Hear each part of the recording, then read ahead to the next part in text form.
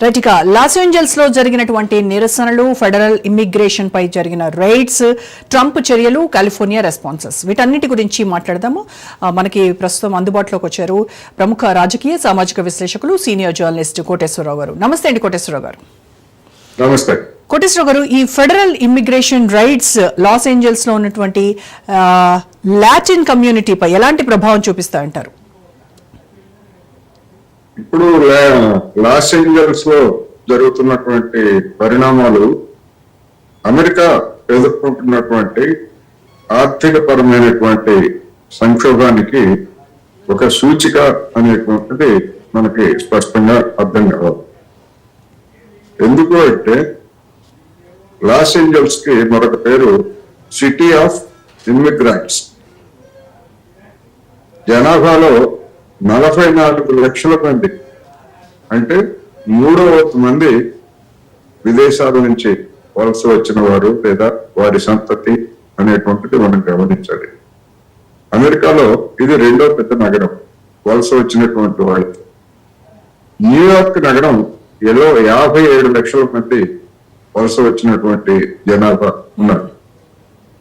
మరి న్యూయార్క్ నగరంలో కూడా ఇదే విధంగా వలస వచ్చినటువంటి వాళ్ళని అరెస్టులు చేయటం, జైల్లో పెట్టడం కనుక స్టార్ట్ చేస్తారు, అది కూడా మరొక లాస్ ఏంజల్స్ లాగా మారేటువంటి అవకాశం ఉంది.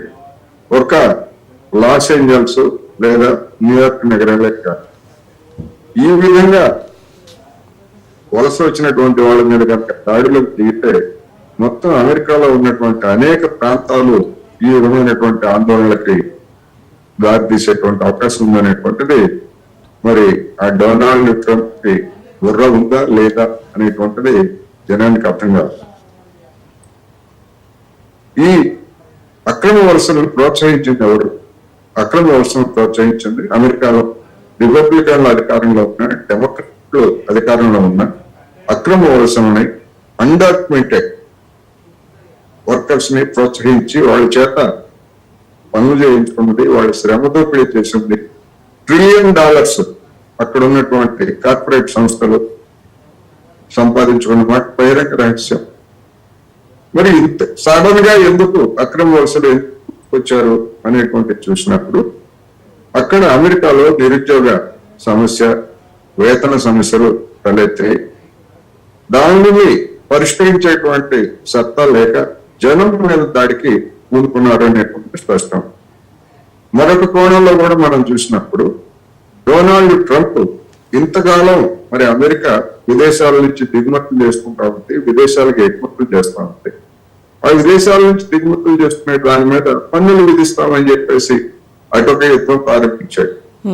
ఇమ్మిగ్రేషన్ పేరుతోటి ఇటొక యుద్ధం ప్రారంభించాడు. ఈ విధంగా అనేక తరగతుల్ని, అనేక దేశాలని ట్రంప్ అనేటువంటి పెద్ద మనిషి తన సంక్షోభాన్ని, తన ఆర్థిక వ్యవస్థలో తలెత్తినటువంటి సంక్షోభాన్ని జనం మీద నెట్టి కార్పొరేట్ల లాభాలు కాపాడటానికి చేస్తున్నటువంటి యత్నాలు ఇవి రాబోయేటువంటి రోజుల్లో మరిన్ని తీవ్ర పరిణామాలకు దారితీసినా కూడా ఆశ్చర్యం లేదనేది నా అభిప్రాయం. ఎస్, అయితే ఈ ట్రంప్ విధించిన మాస్క్ బ్యాన్ ఏదైతే ఉందో ఇది లీగల్ గా అసలు ఎంతవరకు ఫీజిబుల్ అంటారు?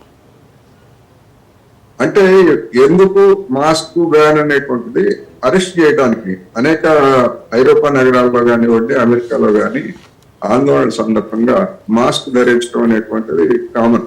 ఎందుకు అంటే ఆ విధంగా గుర్తింపు వచ్చిన తర్వాత వాళ్ళని అరెస్ట్ చేయడం, వాళ్ళని వేధించడం అనేటువంటిది మామూలుగా ఉండదు, మన దేశంలో లాగా ఉండదు.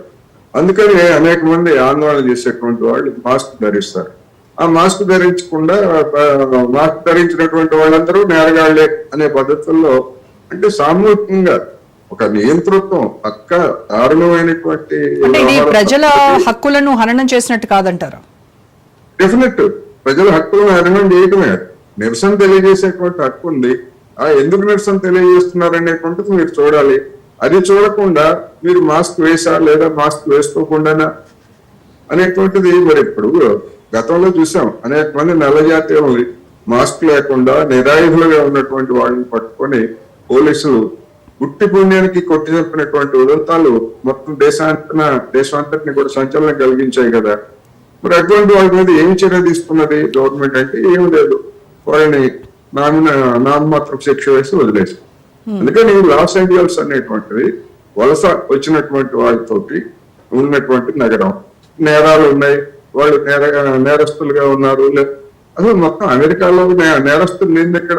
అమెరికాలో నేటివ్ అమెరికన్లు అందరూ పునీతంగా ఉన్నట్టు బయట నుంచి వచ్చినటువంటి వాళ్ళందరూ నేరస్తులుగా చూసేటువంటి ధోరణి ఇది చాలా అమానవీయం అనేటువంటిది నేను ఈ సందర్భంగా చెప్తున్నాను.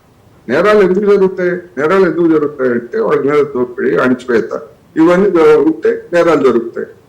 వాటిని చూపించి మళ్ళీ అణిచివేతని కోరుకుంటే అనేక సందర్భాల్లో లాస్ ఏంజల్స్ లో పెద్ద ఎత్తున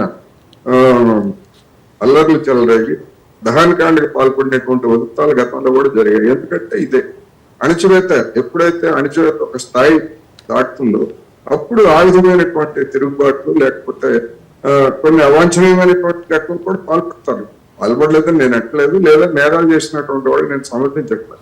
కానీ మొత్తంగా ఇప్పుడు మన దేశంలో కూడా కొన్ని తరగతుల మీద ఇది నేరస్థ జాతి అనేటువంటి ముద్ర వేసినటువంటి ఉన్నాయి కదా.